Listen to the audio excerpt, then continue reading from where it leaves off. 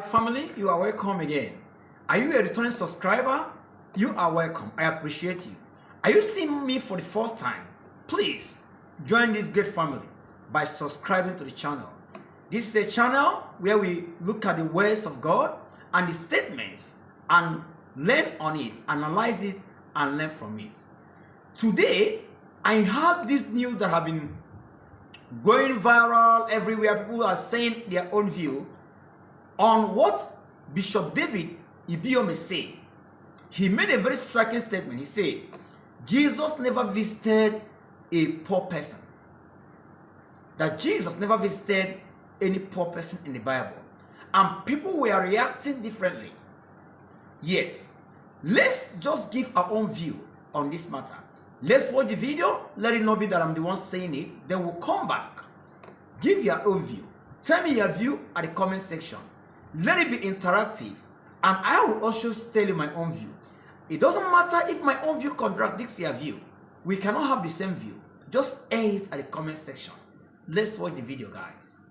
If I tell something, it will baffle you. Jesus never visited any poor person in the house. Read your Bible.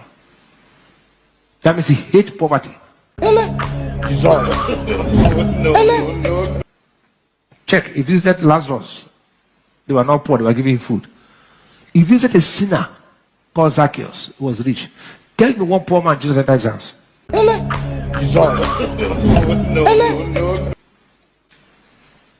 He hates poverty. That's the meaning. He hates people who are poor. He want to bring. He died for you not to be poor. So how can you now come into a church have that kind of mentality? You can come poor, but you're not permitted to remain poor. Nothing wrong you coming to Christ as a poor man, but it's wrong for you to remain what? It is wrong. Please, I'm not kidding. Why should you hate poverty? Are you hearing me now? Number one, wisdom without prosperity will create impact deficiency. I'm playing with words. Wisdom without what?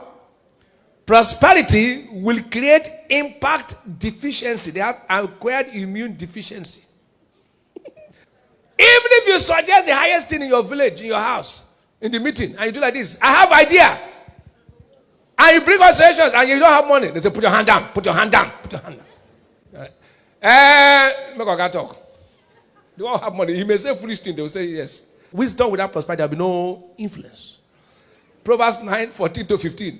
There was a little city and a few men within it, and there was a great king against it, and besieged it, and built great bulwarks against it. Shall we read 15 together? I want to go. Now there was found in it poor wise men. Poor what? And he by his wisdom delivered the city. Yet no man remembered the same poor man. If you read verse 16 for better understanding. Then said I, wisdom is better than strength. Nevertheless, the poor man's wisdom.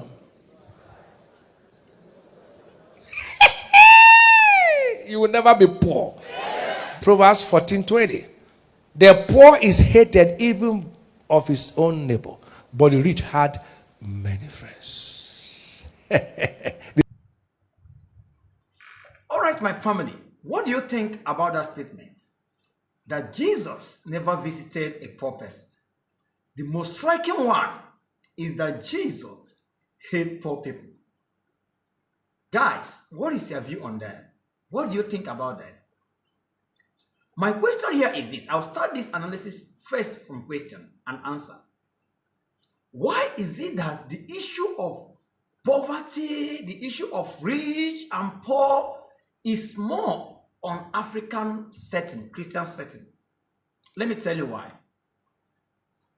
The issue of poor and rich, the fighting for riches is more in Africa or in African setting because the gap between the poor and the rich is very big.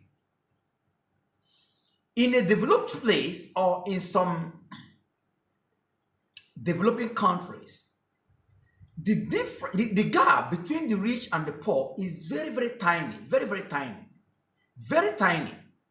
But in a place like Africa, the gap is so wide. And many of these pastors, many of us have gone through this hardship in poverty. And this is why nobody wants to go back to that place. No one wants to go back to the frustration and the discrimination and the oppression the poor people they face. No one wants to go back there. And this is why the hit on poverty and riches is more. Listen, in a place like here, the gap between the poor and the rich is very, very tiny. Because the amenities are there. Because these things are made available for the poor. So, even if you are driving a car is not an issue. An average person can drive a car. An average person can be in air-conditioned car. It doesn't matter if it's a big car or a small car. At least everyone can afford it. Most of the people can afford it. So this is why even if you are driving the most expensive car and you are driving a cheap car, there's not much different. It's just bringing you from point A to point B. Everybody is comfortable. Even if it's a very cheap car, you're still comfortable on it. This is the reason why this issue of poverty and riches is hinting in Africa. Then, coming back to the statement that the pastor made, coming back to that statement, let me say something. Sometimes there is a slip of tongue. I believe there is a slip of tongue. And most of the times, when a pastor makes such a statement, they don't want to come and reverse it back. They don't want to come and say, sorry, it's a slip of tongue. But for me, I believe, this is my own belief anyway, it's a slip of tongue. Saying that God hates poverty is correct. Okay? Saying that God hates poor people is not true. From my perspective, what I'm saying is my own perspective. Let me tell you one thing. God cares for poor people. God really cares for poor people. If God did not care for poor people, I can count for you more than 20 verses in the Bible where the Bible is caring for the poor. I can count for you more than 20 verses in the Bible where God is talking about the poor, where God is caring about the poor. If God hates them, God will not talk about it like this. Yes, at least 20. At least 20. Leviticus 19:9 and 10 says, make provision for the poor. Okay? The same Leviticus 19:15 says, do not pervert justice for the poor. So many verses talked about the poor. Even a time, the Bible also says there will be poor in our society. That it is our duty to take care of these poor people. Even the Bible says, when you lend to the poor, you are lending to me. So how can you say that God hates poor people? Is God going to care for those he hates? Of course no. So I believe that statement, to say that that statement is wrong or is a slip of tongue, that's what I believe. When you made a reference of Lazarus, if you made a reference of Zacchaeus, all these references, there's no riches or poverty that is related to these things. My own view. Jesus visited Mary and Martha and Lazarus based on relationship.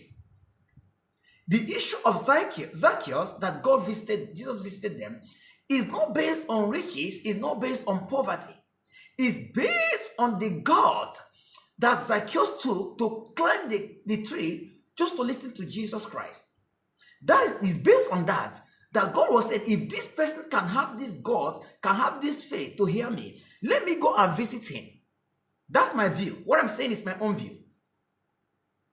Okay? So, all these statements, God died for us not to be poor. Yes. God hates poverty. Jesus hates poverty. That's why God himself sent his only son for us to be liberated from poverty. But at the same time, he knows that there are still people that are in this virus called poverty. So he still cares for them. Yes, he still cares for them. Jesus still cares for the poor. Jesus still cares for the poor. And that is why he keep on saying it. In many verses, he keep on saying it. Care for the poor. Care for the poor. If he hate them, if he don't like them, he will not say like that.